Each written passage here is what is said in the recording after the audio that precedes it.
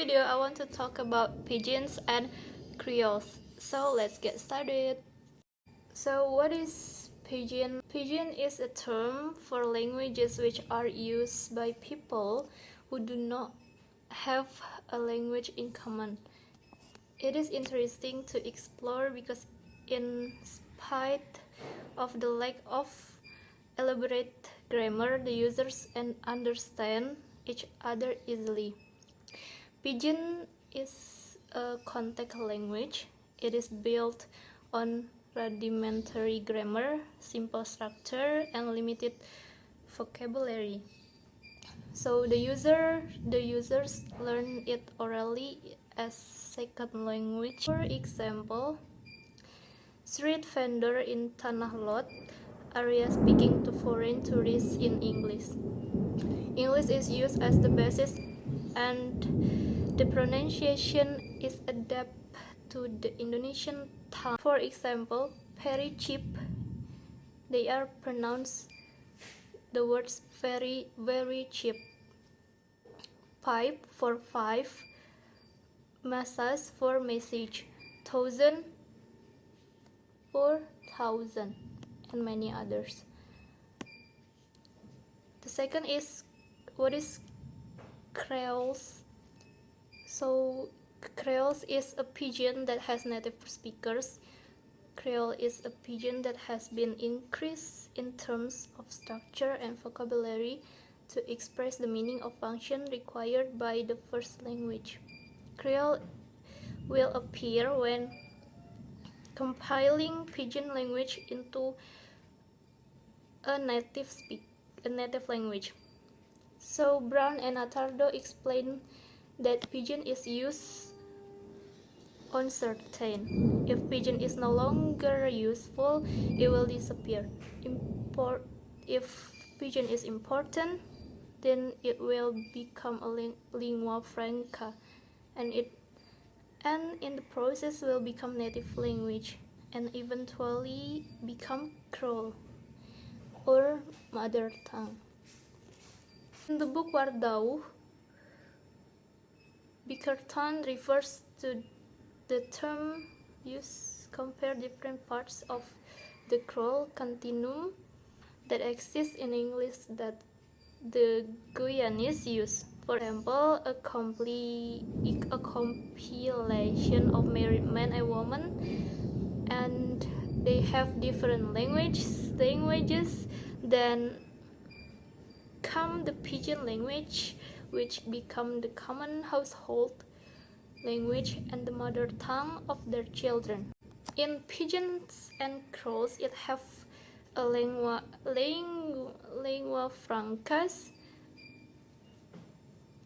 A lingua francas is a language or way of communicating is used between people when do not speak one another's native language. Example, English is rapidly becoming the lingua franca of Asia.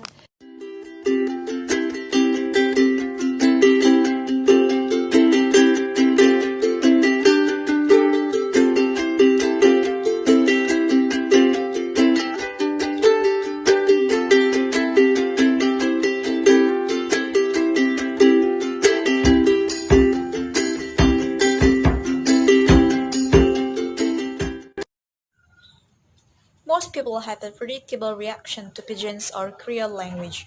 If you read a children's story in a variety of pidgins or Creole language, it sounds a lot like baby talk. But even we found it in a serious article from the newspaper, many speakers of English still think that pidgins or Creole language is humorous or babyish. Yet pidgins and Creole language are real language, not baby talk. Hancock lists 127 pidgins and creoles. 35 are English-based, 15 are French-based, 14 are Portuguese-based, 7 are Spanish-based, 5 are Dutch-based, 3 are Italian-based, 6 are German-based, and the rest based on a variety of other languages. The language distribution of this whole Caribbean area reflects its social and political history.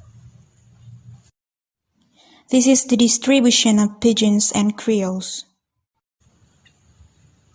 Pidgins and creoles are distributed mainly in places with direct or easy to access to the ocean. The Caribbean area is of particular interest to creoles because of the many varieties of language found there. The language distribution of this whole Caribbean area reflects its social and political history. There are some characteristics found in Pidgins and Creole language. They are: in phonology, the sounds of a Pidgins or Creole are less complicated than those of related language. In morphology, Pidgins have very little morphemic variation. For example, between type and typical, or between cats and box. Such variations are not found in Pidgins, but the development of such variation may be one characteristic of Creolization. It is process by which a Pidgin become Creoles.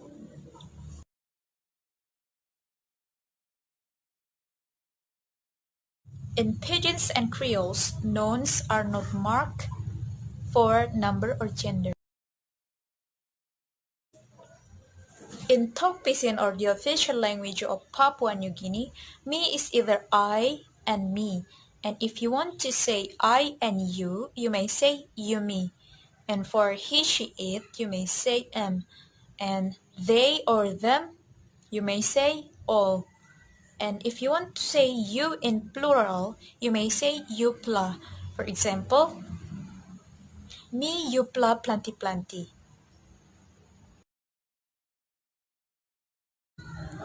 Sentences in Pidgins and Creoles are usually uncomplicated and in casual structures.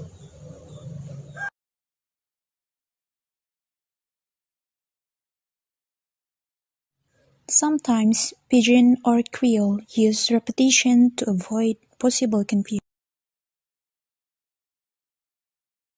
Okay, that's all for me. Thank you.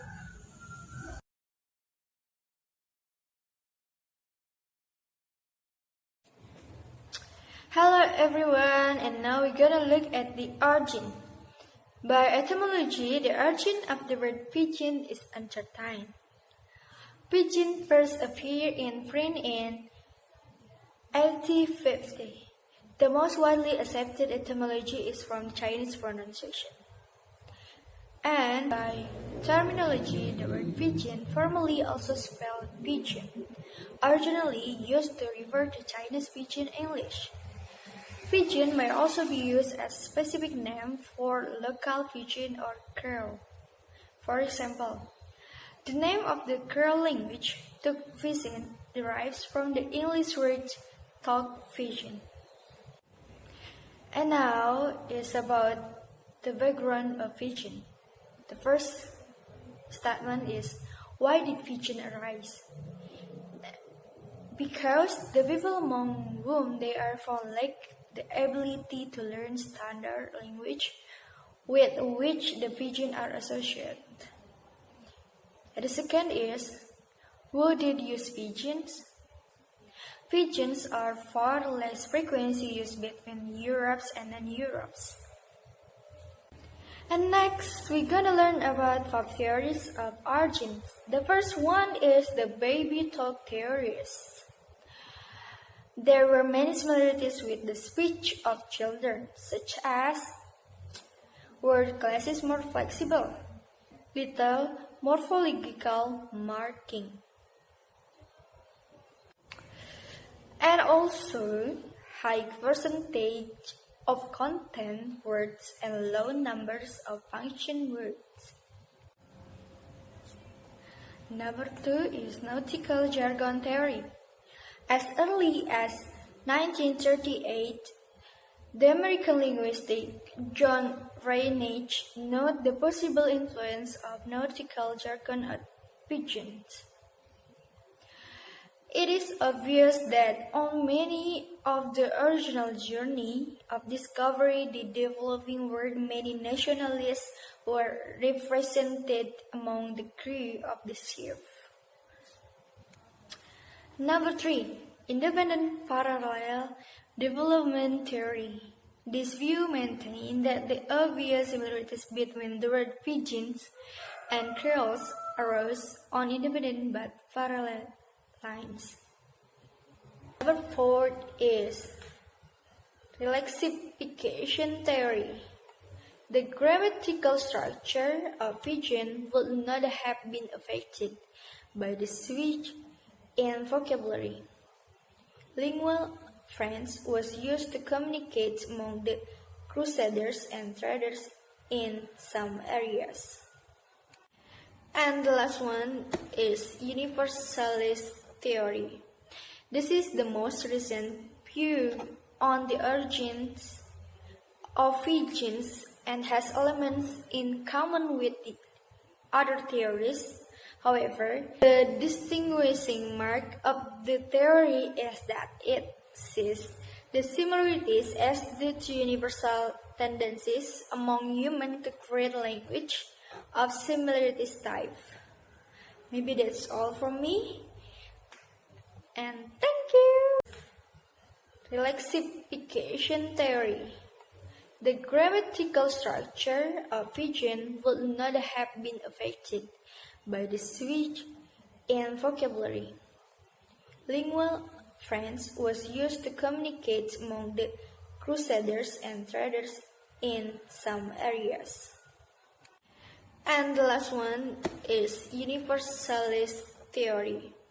This is the most recent view on the origins of pidgins and has elements in common with the other theories. However, the distinguishing mark of the theory is that it sees the similarities as due to universal tendencies among humans to create language of similarities type. Maybe that's all from me. And thank you. Assalamualaikum warahmatullahi wabarakatuh. Hello, I'm Purnama, the last speaker in our group presentation. Actually, in the last material is still about pidgin and creole, but specifically it is about from pidgin to creole. It means how a pidgin can be a creole.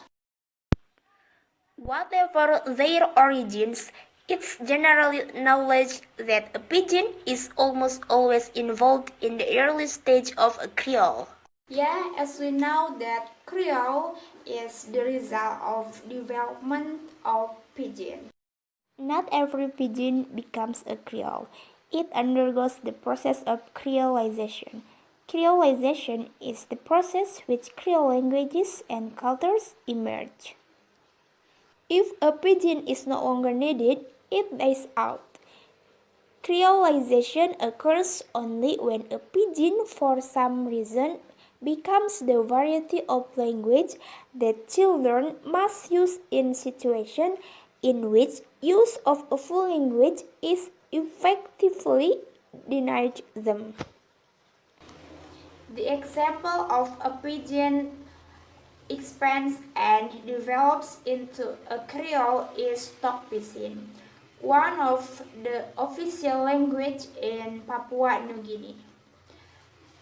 Tok-Pisin is an English-based creole language that partially descended from English, but not actually English. Atchison has also noted what is happening to Tok-Pisin. She points out 4 kinds of change. One of these is that people speak creoles faster than pidgins, and they don't speak them word by word. Consequently, processes of assimilation and reduction can be seen as work in Tok-Pisin. Ma belong me, or in English, my husband, becomes membelong me. A second change is the expansion of vocabulary resources. New shorter words are formed, so that fight man or fighter exists alongside man belong fight or man of fight. There is also much borrowing of technical vocabulary from English. A third change is the development of a tense system in verbs. Been is used as a past time marker, and by from Bambai or by and by as future time marker. Finally, greater sentence complexity is now apparent. Some speakers are now able to construct relative clauses. Here are the examples of talk Pidgin language. Morning, afternoon, you alright? Wanem belong you golong we. Okay, in simple, we can conclude that not every pidgin become a creole. A pidgin will die out if it no longer needed. A pidgin will be a creole if there are new generations that use the pidgin as mother language. Okay, I think that's all from me. Thank you for watching. Wassalamualaikum warahmatullahi wabarakatuh.